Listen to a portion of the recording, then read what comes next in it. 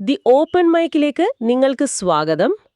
നമ്മുടെ പുതിയൊരു വിശകലനത്തിലേക്ക് നിങ്ങൾക്ക് വലിയൊരു സ്വാഗതം. ടൈംസ് ഓഫ് ഇന്ത്യ പ്രസിദ്ധീകരിച്ച വളരെ കൗതുകകരവും എന്നാൽ നമ്മളെ വല്ലാതെ ചിന്തിപ്പിക്കുന്നതുമായ ഒരു വാർത്തയാണ് ഇന്ന് നമ്മൾ ഈ വിശദമായ അന്വേഷണത്തിനായി തിരഞ്ഞെടുക്കുന്നത്. അതെ, 25 വർഷങ്ങൾക്ക് ശേഷം പരസ്പരം കണ്ടെത്തിയ ഒരു അമ്മയുടെയും മകന്റെയും കഥയാണിത്. ഒറ്റ നോട്ടത്തിൽ ഇതൊരു സന്തോഷകരമായ ഒത്തുചേരലാണെന്ന് തോന്നും. എന്നാൽ സത്യമതല്ല. സ്വന്തം വിശ്വാസങ്ങളും കുടുംബ ബന്ധങ്ങളും പിന്നെ സമൂഹത്തിന്റെ സമ്മർദ്ദങ്ങളും തമ്മിൽ കൂട്ടിയിടിക്കുമ്പോൾ ഒരു മനുഷ്യന്റെ ജീവിതം എത്രത്തോളം സങ്കീർണമാകുന്നു എന്നാണ് നമ്മളിന്ന് പരിശോധിക്കാൻ പോകുന്നത്. അപ്പോൾ നമുക്ക് നേരെ ആ സംഭവത്തിലേക്ക് വരാം. ജാർഖണ്ഡിലെ ഗോഡ്ഡ ജില്ലയുള്ള ദാഹുപാഗർ എന്നൊരു ഗ്രാമം. അവിടെ നിന്നാണ് സുശീല മുർമു എന്നു പേരുള്ള ഈ അമ്മയെ കാണാതാകുന്നത്. അവർക്കിപ്പോൾ ഏകദേശം 70 വയസ്സ് പ്രായമുണ്ട്. 20 വർഷത്തിലേറെയായി അവർക്ക് എന്തു സംഭവിച്ചു എന്ന് ആർക്കും അറിയില്ലായിരുന്നു, അല്ലേ? അതെ, നിങ്ങളൊന്ന് ആലോചിച്ചു നോക്കൂ. 2 ദശാബ്ദങ്ങൾ. ഒരു മനുഷ്യന്റെ ജീവിതത്തിലെ ഏറ്റവും സുപ്രധാനമായ കാലഘട്ടമാണ് അങ്ങനെ മാഞ്ഞുപോയത്. ഒടുവിൽ 2001 കൊൽക്കത്തയിലെ തെരുവുകളിൽ തികച്ചും അവശയായ നിലയിലാണ് അവരെ കണ്ടെത്തുന്നത്. കൊൽക്കത്ത പോലൊരു വലിയ നഗരത്തിൽ. അതെ, അവിടെ നിന്ന് മിഷണറീസ് ഓഫ് ചാരിറ്റിയുടെ ഒരു അഭയകേന്ദ്രത്തിലേക്ക് അവർ മാറ്റപ്പെട്ടു.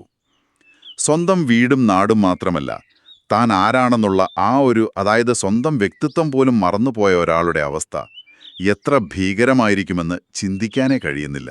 ആ ഒരു മാനസികാവസ്ഥയെക്കുറിച്ച് നമ്മൾ ശരിക്കും മനസ്സിലാക്കേണ്ടതുണ്ട്. വർഷങ്ങളോളം ഒരു അഭയകേന്ദ്രത്തിന്റെ 4 ചുവരുകൾക്കുള്ളിൽ ജീവിക്കുമ്പോൾ ഉണ്ടാകുന്നൊരു മാറ്റമുണ്ട്.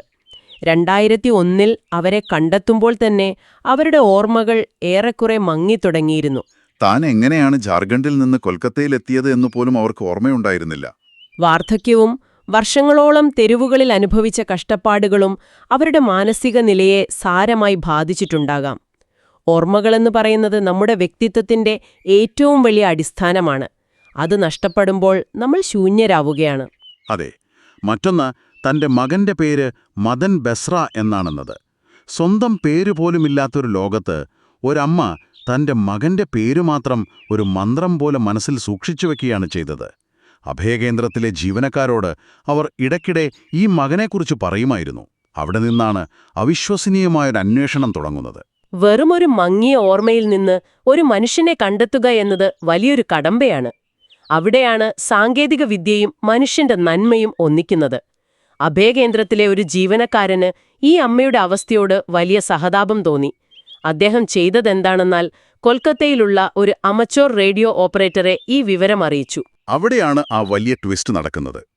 വെസ്റ്റ് ബംഗാൾ റേഡിയോ ക്ലബ്ബിലെ അംബരീഷ് നാഗ് ബിശ്വാസിന്റെ നേതൃത്വത്തിൽ വലിയൊരു ദൗത്യം ആരംഭിക്കുകയാണ്. ആ റേഡിയോ ക്ലബിന്റെ ഇടപെടൽ ശരിക്കും എന്നെ അത്ഭുതപ്പെടുത്തി. തീർച്ചയായും. നമ്മൾ സാധാരണക്കാരായ ആളുകൾക്ക് ഈ അമച്വർ റേഡിയോ അല്ലെങ്കിൽ ഹാം റേഡിയോ എന്ന് പറയുന്നത് അത്ര പരിചിതമായ ഒന്നല്ലല്ലോ. ഇന്റർനെറ്റോ മൊബൈൽ ഫോണുകളോ ഇല്ലാത്ത കാലത്ത് പോലും ലോകത്തിന്റെ ഏതു കോണിലേക്കും ആശയവിനിമയം നടത്താൻ കഴിയുന്ന ഒരു സംവിധാനമാണത്. അതെ, ഹാം റേഡിയോ എന്ന് പറയുന്നത് പ്രതിസന്ധി ഘട്ടങ്ങളിൽ ഏറ്റവും നന്നായി പ്രവർത്തിക്കുന്ന ഒന്നാണ്. വെറുമൊരു ഫോട്ടോയും മകന്റെ പേരും മാത്രം വെച്ചുകൊണ്ട് ഇന്ത്യയിലെ മറ്റൊരു സംസ്ഥാനത്തെ ഒരു ഉൾനാടൻ ഗ്രാമം കണ്ടുപിടിക്കുക എന്നത് ചെറിയ കാര്യമല്ല. നമ്മളീ പറയുന്ന ഹാം റേഡിയോ ഓപ്പറേറ്റർമാർ വെറും സാങ്കേതിക വിദഗ്ധർ മാത്രമല്ല, അവരൊരു വലിയ കമ്മ്യൂണിറ്റിയാണ്. അവർ തങ്ങളുടെ നെറ്റ്വർക്കിലൂടെ ഈ അമ്മയുടെ ചിത്രവും വിവരങ്ങളും വ്യാപകമായി പ്രചരിപ്പിച്ചു. സാധാരണ ഫോൺ കോളുകൾക്കപ്പുറം ഓരോ പ്രദേശത്തെയും ലോക്കൽ നെറ്റ്വർക്കുകളുമായി ബന്ധപ്പെട്ട് പലരോടും ചോദിച്ചറിഞ്ഞാണ് അവർ വിവരങ്ങൾ ശേഖരിക്കുന്നത്. ദിവസങ്ങളോളം നീണ്ട ആ പരിശ്രമങ്ങൾക്കൊടുവിലാണ് ജാർഖണ്ഡിലെ ദാഹുപാഗർ ഗ്രാമത്തിലുള്ള അധികാരികളിലേക്കും നാട്ടുകാരിലേക്കും ഈ സന്ദേശം എത്തുന്നത്. അങ്ങനെ ഒടുവിൽ അവർ ആ മകനെ മദൻ ബെസ്രയെ കണ്ടെത്തി. സാങ്കേതികമായി അതൊരു വലിയ വിജയമായിരുന്നു. ഈ സംഭവം വായിക്കുമ്പോഴേ എന്റെ മനസ്സിൽ ആദ്യം വന്നത് ഇനിയിപ്പോൾ വലിയൊരു ഒത്തുചേരൽ നടക്കാൻ പോവാണല്ലോ എന്നാണ്. 25 വർഷമായി മരിച്ചുപോയെന്ന് കരുതിയ അമ്മയെ തിരികെ കിട്ടുമ്പോൾ ആർക്കായാലും സന്തോഷമുണ്ടാകുമല്ലോ. സ്വാഭാവികമായും നമ്മൾ അങ്ങനെയാണല്ലോ ചിന്തിക്കുക. അതെ, പക്ഷേ അവിടെയാണ് ഈ കഥ നമ്മൾ ശരിക്കും ഞെട്ടിക്കുന്നത്. എന്തുകൊണ്ടാണ് ഇത്രയും വർഷങ്ങൾക്ക് മുൻപ് സുശീലയ്ക്ക് ആ ഗ്രാമം വിട്ട് ഇറങ്ങിപ്പോകേണ്ടി വന്നത് എന്ന ചോദ്യം അവിടെയാണ് പ്രസക്തമാകുന്നത്. അതൊരു വലിയ സാമൂഹിക പ്രശ്നത്തിലേക്കാണ് വിരൽ ചൂണ്ടുന്നത്. കൃത്യമായി പറഞ്ഞാൽ സുശീലയുടെ തിരോധാനം എന്നു പറയുന്നത് വെറുമൊരു വഴിതെറ്റിപ്പോകലായിരുന്നില്ല. അതൊരു സാമൂഹികമായ ഒറ്റപ്പെടുത്തലിന്റെ ഫലമായിരുന്നു. വിവാഹത്തിനു മുമ്പ് തന്നെ സുശീല ക്രിസ്തുമതം സ്വീകരിച്ചിരുന്നു എന്നാണ് അവരുടെ പശ്ചാത്തലം വ്യക്തമാക്കുന്നത്. അവരുടെ ഭർത്താവ് ജീവിച്ചിരുന്ന കാലത്തോളം ഗ്രാമത്തിൽ അവർക്ക് വലിയ പ്രശ്നങ്ങൾ ഉണ്ടായിരുന്നില്ല. എന്നാൽ അദ്ദേഹത്തിന്റെ മരണശേഷമാണ് കാര്യങ്ങൾ മാറിമറിയുന്നത്. ഒരു യാഥാസ്ഥിതിക ഗ്രാമത്തിൽ ഭർത്താവ് മരിച്ച മറ്റൊരു മതത്തിൽ വിശ്വസിക്കുന്ന ഒരു സ്ത്രീ എത്രത്തോളം അരികുവൽക്കരിക്കപ്പെടുന്നു എന്നതിന്റെ നേർചിത്രമാണിത്. അത് ചിന്തിക്കുമ്പോൾ തന്നെ വല്ലാത്തൊരു ഭയമാണ് തോന്നുന്നത്. അയൽവാസികൾ അവരെ തീർത്തും ഒറ്റപ്പെടുത്തി എന്നാണ് പറയുന്നത്. ഒരു ഗ്രാമത്തിൽ നമ്മൾ ഒറ്റപ്പെടുക എന്ന് പറഞ്ഞാൽ ആരും നമ്മളോട് സംസാരിക്കില്ല, ഒരു വിശേഷങ്ങൾക്കും നമ്മളെ വിളിക്കില്ല. അക്ഷരാർത്ഥത്തിൽ നമ്മളൊരു അദൃശ്യയായ മനുഷ്യനായി മാറും. അതെ, ആ ഒറ്റപ്പെടലും ഭർത്താവില്ലാത്തതിന്റെ ബുദ്ധിമുട്ടുകളും താങ്ങാൻ കഴിയാതെ വന്നപ്പോഴാണ് അവർക്ക് സ്വന്തം വീട് വിട്ട് ഇറങ്ങിപ്പോകേണ്ടി വന്നത്. ഒന്ന് ആലോചിച്ചു നോക്കൂ, ഒരു സ്ത്രീ സ്വന്തം വിശ്വാസത്തിന്റെ പേരിൽ സ്വന്തം വീട്ടിൽ നിന്ന് പുറത്താക്കപ്പെടുന്നു. അന്നാ ഗ്രാമം അവരോട് ചെയ്തത് എത്ര വലിയ ക്രൂരതയാണ്. ഈയൊരു ഭൂതകാലം നമ്മൾ മനസ്സിലാക്കുമ്പോഴാണ് പിന്നീട് നടന്ന ആ വീഡിയോ കോളിന്റെ ഗൗരവം നമുക്ക് പൂർണ്ണമായും ഉൾക്കൊള്ളാൻ കഴിയുക. 1/4 നൂറ്റാണ്ടിനു ശേഷം റേഡിയോ ക്ലബ് അധികൃതർ അമ്മയ്ക്കും മകനുമിടയിൽ ഒരു വീഡിയോ കോൾ സംഘടിപ്പിച്ചു. ആ നിമിഷം ഇരുവർക്കും എത്രത്തോളം വൈകാരികമായിരിക്കുമെന്ന് നമുക്ക് ഊഹിക്കാവുന്നതേയുള്ളൂ. പക്ഷെ അവിടെ ആ മകന്റെ ഭാഗത്തുനിന്നുണ്ടായ പ്രതികരണം ഈ വിഷയത്തെ കൂടുതൽ സങ്കീർണമാക്കുകയാണ് ചെയ്തത്. എനിക്ക് ശരിക്കും വിശ്വസിക്കാൻ കഴിഞ്ഞില്ല. ആ ഭാഗം വായിച്ചപ്പോ, സ്വന്തം അമ്മയെ സ്ക്രീനിൽ കണ്ടപ്പോ ആ മകൻ പറഞ്ഞതെന്താണെന്നറിയാമോ? അമ്മ മതം മാറിയാൽ, അതായത് ഹിന്ദുമതത്തിലേക്ക് തിരികെ വന്നാൽ മാത്രമേ താൻ അമ്മയെ വീട്ടിലേക്ക് സ്വീകരിക്കൂ എന്ന്. അതൊരു വലിയ നിബന്ധനയായിരുന്നു. ഇത്രയും വർഷങ്ങൾക്ക് ശേഷം സ്വന്തം അമ്മയെ കണ്ടിട്ടും ആ സ്നേഹത്തേക്കാൾ വലുതായി അയാൾക്ക് തോന്നിയത് ആ മതപരമായ ലേബലാണ്. 25 വർഷത്തെ കണ്ണീരിനും കാത്തിരിപ്പിനും മീതെ ഒരു നിബന്ധന വെക്കാൻ ഒരു മകനെ എങ്ങനെ കഴിയുന്നു? അവിടെയാണ് നമ്മൾ ആ മകന്റെ, അതായത് മദൻ ബെസ്രയുടെ മാനസികാവസ്ഥ കൂടി തികച്ചും വസ്തുനിഷ്ഠമായൊന്ന് പരിശോധിക്കേണ്ടത്. അയാൾക്ക് അമ്മയോട് സ്നേഹമില്ലാഞ്ഞിട്ടാണോ എന്ന് ചോദിച്ചാൽ പൂർണ്ണമായും അങ്ങനെയല്ല. അയാൾ ജീവിക്കുന്ന സാമൂഹിക ചുറ്റുപാടാണ് അയാളെക്കൊണ്ട് അങ്ങനെ പറയിപ്പിക്കുന്നത്. സമൂഹത്തിന്റെ ഒരു സമ്മർദ്ദം. അതെ, അംബരീഷ് നാഗ് ബിശ്വാസിനോട് മകൻ പറഞ്ഞ കാര്യങ്ങൾ വളരെ വ്യക്തമാണ്. അയാളുടെ അച്ഛനും മുത്തച്ഛനും ഹിന്ദുക്കളായിരുന്നു.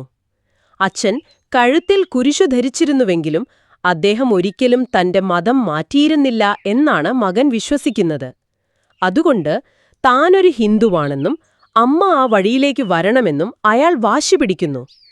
ഇതിൽ നമ്മൾ ഏറ്റവും ശ്രദ്ധിക്കേണ്ടത് അയാളുടെ ഭയമാണ്. ഭയമെന്ന് പറയുമ്പോൾ അമ്മ ഹിന്ദുമതത്തിലേക്ക് മാറിയില്ലെങ്കിൽ വീട്ടിൽ പ്രശ്നങ്ങൾ ഉണ്ടാകും എന്നാണ് അയാൾ പറയുന്നത്. പ്രശ്നങ്ങളെന്ന് പറയുന്നത് സ്വന്തം വീട്ടിലെ പ്രശ്നങ്ങളല്ല, മറിച്ച് സമൂഹത്തിൽ നിന്നും അയാൾ നേരിടേണ്ടി വരുന്ന ഒറ്റപ്പെടുത്തലാണല്ലേ. നാളെ എന്തെങ്കിലും ആവശ്യത്തിന് നാട്ടുകാർ കൂടെ ഉണ്ടാകില്ലേ എന്ന ഭയം. അതായത് അന്ന് അമ്മയെ ഒറ്റപ്പെടുത്തിയ അതേ സമൂഹം ഇന്ന് മകനെയും ഭയപ്പെടുത്തുന്നു. കൃത്യമായി പറഞ്ഞാൽ അതാണ് അവസ്ഥ. പക്ഷേ ഇവിടെ എന്നെ ഏറ്റവും കൂടുതൽ അത്ഭുതപ്പെടുത്തിയത് സുശീല എന്ന ആ അമ്മയുടെ പ്രതികരണമാണ്. ആ വാർദ്ധക്യത്തിലും ഒറ്റപ്പെടലിന്റെ വേദനയിലും അവർ തളർന്നില്ല. വീഡിയോ കോളിൽ അവർ വളരെ വ്യക്തമായി മകനോട് പറഞ്ഞു, ഞാൻ എൻ്റെ മതം ഉപേക്ഷിക്കില്ല, അതാണ് അവനോടുള്ള എൻ്റെ അവസാനത്തെ വാക്ക് എന്ന്. ഇതൊരു ചെറിയ കാര്യമല്ല. തീർച്ചയായുമല്ല. അതവരുടെ വ്യക്തിത്വത്തിന്റെ പ്രശ്നമാണ്. ഒന്ന് ചിന്തിച്ചു നോക്കൂ, 25 വർഷമായി സ്വന്തം വീടും കുടുംബവും നഷ്ടപ്പെട്ട് തെരുവുകളിലൂടെ അലഞ്ഞ് ഒടുവിലൊരു അഭയകേന്ദ്രത്തിലെത്തിയ ഒരു സ്ത്രീ. അവർക്ക് സ്വന്തമായി ഉണ്ടായിരുന്നത് അവരുടെ ആ വിശ്വാസം മാത്രമാണ്. ശരിയാണ്, ആ വിശ്വാസമാണ് അവർക്ക് പിടിവള്ളിയായത്. അതെ, ആ വിശ്വാസമാണ് അവർക്ക് പിടിച്ചു നിൽക്കാനുള്ള കരുത്ത് നൽകിയത്. ഇപ്പോൾ തിരികെ പോകാൻ ഒരു വീട് കിട്ടുമെന്നായപ്പോൾ അതിനു പകരമായി ആ വിശ്വാസം അടിയറവ് വയ്ക്കാൻ അവർ തയ്യാറല്ല. തന്നെ പണ്ട് ആട്ടിയോടിച്ച അതേ സമൂഹത്തിലേക്ക് തന്റെ സ്വത്വം നഷ്ടപ്പെടുത്തിക്കൊണ്ടൊരു കീഴടങ്ങലുമായി പോകാൻ അവർക്ക് കഴിയില്ലായിരുന്നു. ശരിക്കും ഒരു വശത്ത് സ്വന്തം വിശ്വാസം ഉപേക്ഷിക്കില്ലെന്ന ആ വയോധികയുടെ നിശ്ചയദാർഢ്യം, മറുവശത്ത് സമൂഹത്തെ ഭയന്ന് സ്വന്തം അമ്മയെപ്പോലും സ്വീകരിക്കാൻ കഴിയാത്ത ഒരു മകന്റെ നിസ്സഹായത. ഇതിനിടയിൽ നമ്മൾ ശ്രദ്ധിക്കാതെ പോകുന്ന മറ്റൊരു വലിയ യാഥാർത്ഥ്യം കൂടിയുണ്ട്. ഈ സംഭവം പുറത്തുവന്നതിനു ശേഷമുള്ള ആ നാട്ടിലെ ജനപ്രതിനിധിയുടെ പ്രതികരണം. അതെ, വികേഷ് കുമാർ, ആ ലീലാധ പഞ്ചായത്ത് മുഖ്യൻ. അയാൾ പറയുന്നത് തനിക്ക് മദൻ ബെസ്രയെ അറിയാമായിരുന്നുവെങ്കിലും അയാളുടെ അമ്മ വർഷങ്ങൾക്ക് മുമ്പ് വീട് വിട്ടുപോയ കാര്യം തനിക്ക് അറിയില്ലായിരുന്നു എന്നാണ്. ഇതൊരു വലിയ വിരോധാഭാസമല്ലേ? നമ്മുടെ സമൂഹം എങ്ങനെയാണ് ചില മനുഷ്യരെ അദൃശ്യരാക്കുന്നത് എന്നതിന്റെ ഏറ്റവും വലിയ ഉദാഹരണമാണത്. ഒരു സ്ത്രീ, പ്രത്യേകിച്ച് പിന്തുണയില്ലാത്ത ഒരു വിധവ, ഒരു ഗ്രാമത്തിൽ നിന്ന് പെട്ടെന്നൊരു ദിവസം അപ്രത്യക്ഷപ്പെടുന്നു. അവർ മരിച്ചോ ജീവിച്ചോ എന്നുപോലും ആർക്കും അറിയുന്നില്ല. നാട്ടിലെ ജനപ്രതിനിധി പോലും അതറിയുന്നില്ല എന്ന് പറയുമ്പോൾ സമൂഹത്തിന്റെ മുഖ്യധാരയിൽ നിന്ന് മാറ്റി നിർത്തപ്പെട്ട മനുഷ്യർക്ക് ഇവിടെ യാതൊരു വിലയുമില്ല എന്നാണത് കാണിക്കുന്നത്. അവർ അവിടെ ഉണ്ടായിരുന്നോ ഇല്ലയോ എന്നത് സമൂഹത്തിന് ഒരു വിഷയമേ ആയിരുന്നില്ല. ഇത് കേൾക്കുമ്പോൾ വല്ലാത്തൊരു നിരാശയാണ് തോന്നുന്നത്. സാങ്കേതികവിദ്യ ഉപയോഗിച്ച് ഹാം റേഡിയോ ഓപ്പറേറ്റർമാർ 25 വർഷത്തെ ദൂരം ഇല്ലാതാക്കി. അവർ തമ്മിൽ സംസാരിക്കാൻ അവസരമൊരുക്കി. സാങ്കേതികമായി അവർ തമ്മിലുള്ള ദൂരം കുറഞ്ഞു. പക്ഷേ മാനസികമായി അവർ തമ്മിലുള്ള ദൂരം 25 വർഷങ്ങൾക്ക് മുൻപുണ്ടായിരുന്നതിനേക്കാൾ എത്രയോ മടങ്ങ് വർദ്ധിച്ചിരിക്കുകയാണ്. മതപരമായ വേർതിരിവുകൾക്കും വിശ്വാസങ്ങൾക്കും മുന്നിൽ മനുഷ്യബന്ധങ്ങൾ എത്ര നിസ്സാരമായാണ് വഴിമുട്ടി നിൽക്കുന്നത്. മകന് തന്റെ സമൂഹത്തെ ഭയമാണ്. ആ സമൂഹത്തിൽ പിടിച്ചു നിൽക്കാൻ അയാൾക്ക് അമ്മയുടെ വിശ്വാസം മാറ്റിയേ തീരൂ. എന്നാൽ അമ്മയ്ക്കോ തന്റെ ഇത്രയും കാലത്തെ ഏകാന്തതയിൽ തനിക്ക് കൂട്ടിരുന്ന വിശ്വാസത്തെ ഉപേക്ഷിക്കാനും കഴിയില്ല. ഇതൊരു കുടുംബത്തിന്റെ മാത്രം പ്രശ്നമല്ല, മറിച്ച് നമ്മുടെ സമൂഹത്തിൽ എക്കാലത്തും നിലനിൽക്കുന്ന വലിയൊരു സംഘർഷത്തിന്റെ നേർചിത്രമാണ്. വ്യക്തിപരമായ വിശ്വാസവും സാമൂഹികമായ സമ്മർദ്ദങ്ങളും തമ്മിൽ കൂട്ടിടിക്കുമ്പോൾ ഒരു വ്യക്തി എങ്ങനെ ഞെരിഞ്ഞമരുന്നു എന്ന് ഇത് കാണിച്ചു തരുന്നു. തീർച്ചയായും ഈ ഒരു ചർച്ച നമ്മളിവിടെ അവസാനിപ്പിക്കുകയാണ്. പക്ഷേ പോകുന്നതിന് മുൻപ് പുതിയൊരു കാര്യം കൂടി നിങ്ങൾ ചിന്തിക്കണമെന്ന് ഞാൻ ആഗ്രഹിക്കുകയാണ്. നമ്മൾ ഇത്രയും നേരം സംസാരിച്ചത് വർഷങ്ങൾക്ക് ശേഷം കണ്ടെത്തപ്പെട്ട ഒരാളുടെ കാര്യമാണ്. എന്നാൽ ഇതുപോലെ കണ്ടെത്തപ്പെടാത്ത എത്രയോ ആയിരം മനുഷ്യർ ഇന്ത്യയിലെ പല അഭയ കേന്ദ്രങ്ങളിലുമായി ഇപ്പോഴും അജ്ഞാതരായി ജീവിക്കുന്നുണ്ടാകും. അതൊരു വലിയ യാഥാർത്ഥ്യമാണ്. അമാർക്കൊന്നും ഒരു റേഡിയോ ക്ലബിന്റെ സഹായം ലഭിച്ചിട്ടുണ്ടാകില്ല. പക്ഷേ അതിനേക്കാൾ വലിയ ചോദ്യം ഇതാണ്: അവരിൽ എത്ര പേർ യഥാർത്ഥത്തിൽ സ്വന്തം വീട്ടിലേക്ക് തിരികെ പോകാൻ ആഗ്രഹിക്കുന്നുണ്ടാകും? നമ്മൾ എപ്പോഴും വിചാരിക്കുന്നത് കുടുംബവുമായി വീണ്ടും ഒന്നിക്കുക എന്നതാണ് ഏറ്റവും വലിയ സന്തോഷമെന്നാണ്. പക്ഷേ തന്നെ വേണ്ടാത്ത, തന്നെ പടിയടച്ചു പിണ്ടം വെച്ച ഒരു സമൂഹത്തിലേക്ക് തിരികെ പോകുന്നതിനു പകരം സ്വന്തം ഓർമ്മകളിൽ നിന്ന് പോലും മാഞ്ഞു പോകാൻ അവർ ആഗ്രഹിക്കുന്നുണ്ടെങ്കിലോ? അതായത് മറക്കപ്പെടാനുള്ളൊരു അവകാശം. അതെ, മറക്കപ്പെടാനുള്ള അവകാശം. ആ ഒരു അവകാശം ഇത്തരം മനുഷ്യർക്ക് നൽകേണ്ടതല്ലേ? പുനഃസമാഗമനം എന്നത് എപ്പോഴും ഒരു അനുഗ്രഹമാണോ, അതോ ചിലപ്പോഴെങ്കിലും അതൊരു പുതിയ ശിക്ഷയായി മാറുമോ? ഈ ഒരു ചോദ്യം നിങ്ങൾക്ക് സ്വയം ചിന്തിക്കാനായി ഞാൻ വിട്ടുതരികയാണ്. നിങ്ങളുടെ ഉള്ളിലും ഇപ്പോൾ ഒരുപാട് ചിന്തകൾ കടന്നു പോകുന്നുണ്ടാകും. കൂടുതൽ അറിവുകളും പുതിയൊരു വിഷയവുമായി നമുക്ക് വീണ്ടും കാണാം.